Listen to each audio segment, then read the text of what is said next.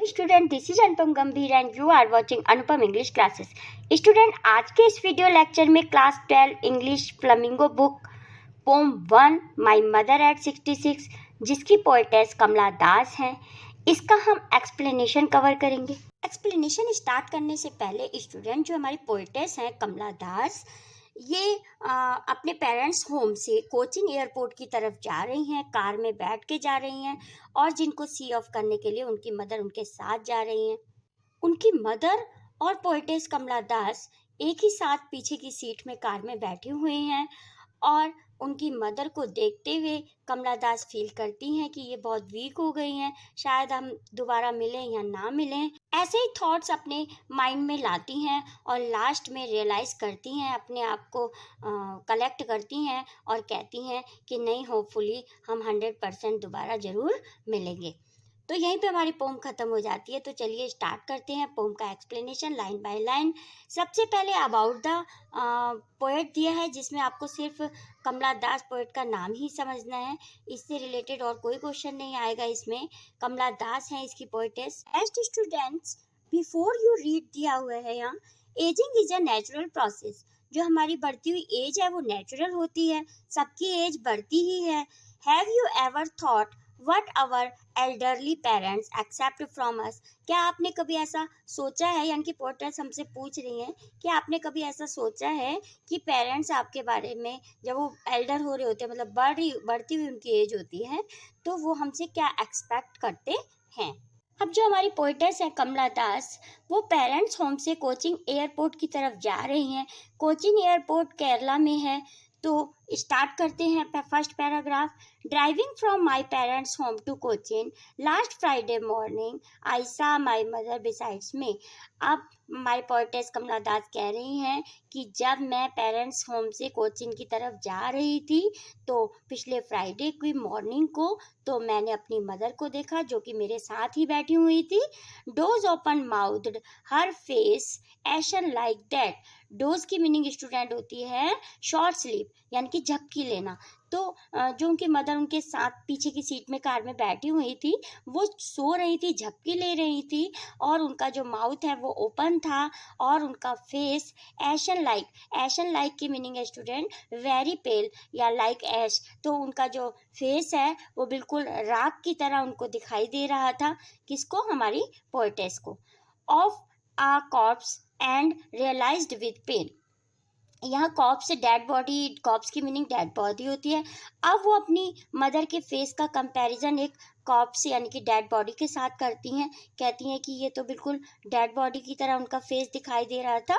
That she was as old as she looked but soon put that thought away and looked out at young trees sprinting. अब फिर poetess हमारी कह रही हैं कि मेरी जो मदर हैं वो उतनी ही ओल्ड हो गई हैं जितनी दिखाई दे रही हैं, मतलब जितनी बूढ़ी वो दिखाई दे रही हैं उनकी एज भी उतनी हो गई है। और वो आगे सोचती हैं कि ये तो जो ट्रीज स्प्रिंटिंग कर रहे हैं, स्प्रिंटिंग का मतलब होता है रन अवे, यानी कि पीछे छोड़ना। जब हम गाड़ी पे या कार पे या ट्रेन पे कहीं जा रहे होते हैं तो ट्रीज हमें ऐसा लगता है ना पीछे छूटते जा रहे हैं, मूव कर रहे हैं, तो उसी के लिए यहाँ पे स्प्रिंटिंग वर्ड का यूज किया गया है। और अब हमारी पोएटेस सोच रही हैं कि ये जो ट्रीज हैं स्प्रिंटिंग करते हुए, ये बिल्कुल अपोजिट है मेरी मॉम से। और Mary children spilling out of their homes. Mary children यानी कि हैप्पी चिल्ड्रन, वो खुश होते हुए बच्चे जो कि अपने घरों से निकल निकल के प्लेग्राउंड की तरफ जा रहे हैं, वो भी उनकी मॉम से बिल्कुल अपोजिट लग रहे हैं। क्यों स्टूडेंट? क्योंकि एक तरफ तो उनका जो फेस है उनकी मॉम का, वो एक डेड बॉडी की तरह उनको लग रहा है, बहुत ही वीक हो गई हैं वो। उनको फील हो रहा है कि ये तो शायद अब हम मिलें या ना मिलें। और दूसरी तरफ ये हैप्पी चिल्ड्रन है और स्पिलिंग यानी कि जो फुल ऑफ लाइफ है, एनर्जेटिक है। और तो उनको जो अपनी मॉम का फेस बिल्कुल अपोजिट लग रहा है इन बच्चों से। But after the airport security check standing a few yard away. तो अब हमारी जो पोएटेस हैं एयरपोर्ट पे पहुंच चुकी हैं और एयरपोर्ट पे जहाँ पे सिक्योरिटी चेक होता है, जहाँ पे चेकिंग होती है, वहाँ से कुछ ही यार्ड्स पे उनकी मदर खड़ी हुई हैं। I looked again at her wan pale. तो फिर उन्होंने दोबारा अपनी मॉम को देखा, यहाँ आई पोएटेस के लिए आया है, दोबारा अपनी मॉम को देखा।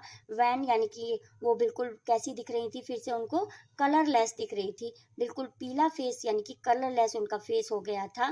एज आ लेट विंटर्स मून, अब यहाँ फिर कंपैरिजन करती हैं अपनी मॉम के फेस का लेट विंटर मून से। लेट विंटर मून की मीनिंग है लॉस्ट इट्स लाइफ या ग्लो या ब्राइटनेस। विंटर के समय में फॉगी मून हो जाता है ना, फॉग आ जाता है मून के ऊपर, तो वो उसकी ब्राइटनेस बिल्कुल डल हो जाती है। तो इसीलिए वो अपनी मॉम के फेस का कंपैरिजन अब विंटर मून से करते हुए कहती हैं कि मेरी मॉम का फेस कैसा दिख रहा था, विंटर मून की तरह दिखाई दे रहा था। एंड फेल्ट दैट ओल्ड, और वो बहुत ही बूढ़ी दिखाई दे रही थी। Familiar ache my childhood's fear, but all I said was, see you soon, अम्मा। अब उनको जो चाइल्डहुड में फियर हो रहा होगा, मतलब बचपन में बच्चे डरते हैं ना कि हम अपनी मम से अलग ना हो जाएं, यही डर सताता रहता है उनको। तो वो कह रहे हैं अब ये जो दर्द है, एक मतलब पेन, तो ये जो फेमिलियर हो गया था मेरे लिए, यानी कि उनसे दूर होने का दर्द मेरे लिए फेमिलियर था, क्योंकि बचपन में भी ऐसा दर्द रहा होगा पोएटेस के साथ। तो फिर वो लास्ट में क्या कहती, सी यू सून अम्मा। अम्मा वर्ड का यूज किया गया है स्टूडेंट, अपनी मॉम के लिए उन्होंने अम्मा कहा है, क्योंकि वो केरला की रहने वाली हैं और वहाँ पे मॉम को अम्मा कहा जाता है।